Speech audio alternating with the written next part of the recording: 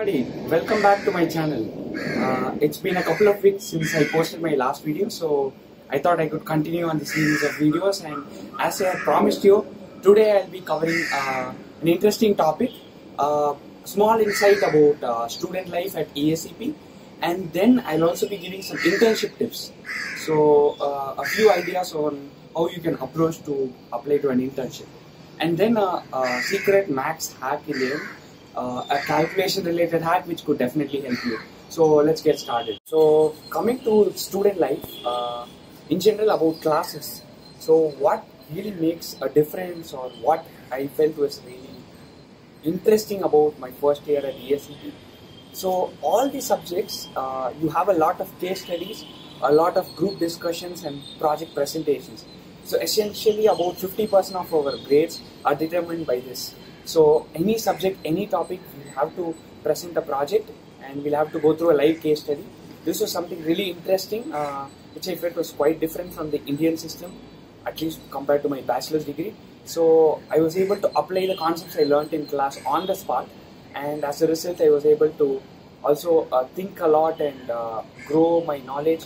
And also it's important that you work on live projects. It definitely enhances your thinking skills. And coming to other stuff at ESCP, you do have a lot of interesting clubs and a few student activities around the year. So there are a number of parties that happen. So if you're that extrovert person, you can definitely go and participate in parties. It's a great opportunity to get to know people from a lot of countries. So it's quite interesting, the general student life at ESCP. And of course, you do have a lot of companies coming and presenting about roles available for full-time or internships. And so in the next part I'll talk about a few tips on how to apply to internships. So coming to the interesting part, how do you apply to internships? How do you secure an internship? That's a fair question. So I personally managed to secure 3 internships and multiple interviews with some good amount of effort. So here are some strategies that could probably help you. So number 1, attend as many career events and company events as possible at your school. A lot of companies will come and present about openings and in general what they do and stuff. So I believe that this is like the number 1 point of interaction with the company. So essentially people from HR and from few departments will turn up. So build a conversation with them. This is your elevator pitch, right? This is your chance to get to talk to them directly. Don't just go and give them your CV. Build a conversation. And a secret hack over here. So if you know the name of the person who is going to give the presentation, maybe check out their LinkedIn profile. Maybe find something interesting about them and go and introduce yourself to them and ask something interesting from their LinkedIn profile. This would make you memorable, right? And based on this, you can develop a good conversation. Introduce yourself.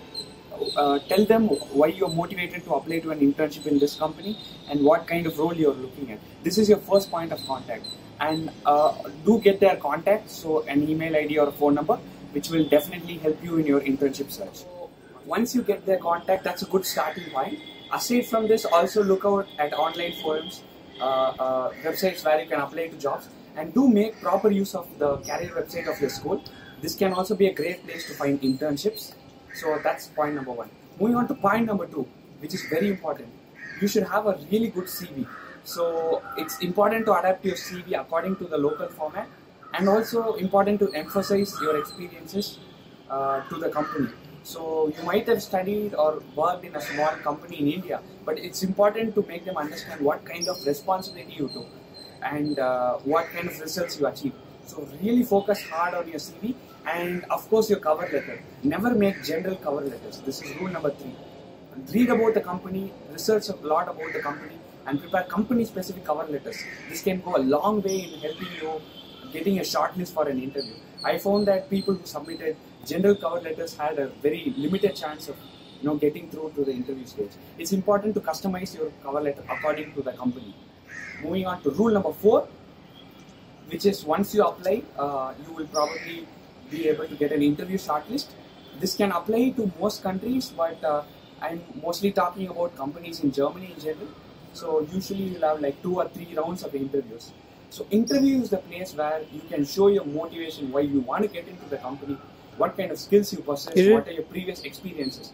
so that it's more of a conversation more than a grilling interview. So just prove yourself that you're motivated to join the company, and also ask a lot of insightful questions about what they do, and this could go a long way in getting yourself shortlisted for the a job or the internship. It's also really important to narrow down or one or two fields where you want to apply to.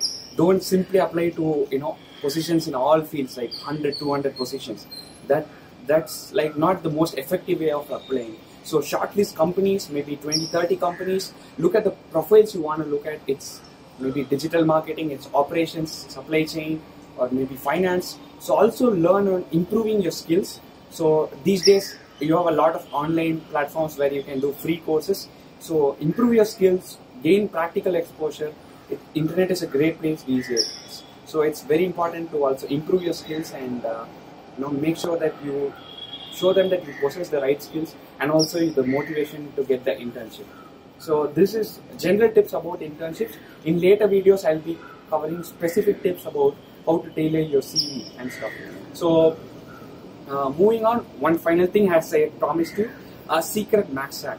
So what this is, it's quite obvious, but I don't know if most of us are aware of this hack. So take any two numbers, say 50% of 80. What is 50% of 80? It's 40, right? So suppose you're not able to calculate mentally in your mind, you can actually flip the numbers around. You can calculate 80% of 50, which is essentially the same answer, 40. So do this with any set of numbers. Say 20% of 100 is 20, and 100% of 20 is also 20.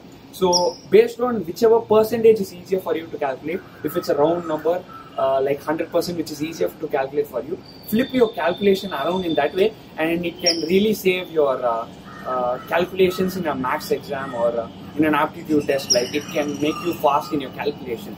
So that was the secret hack I was promising about.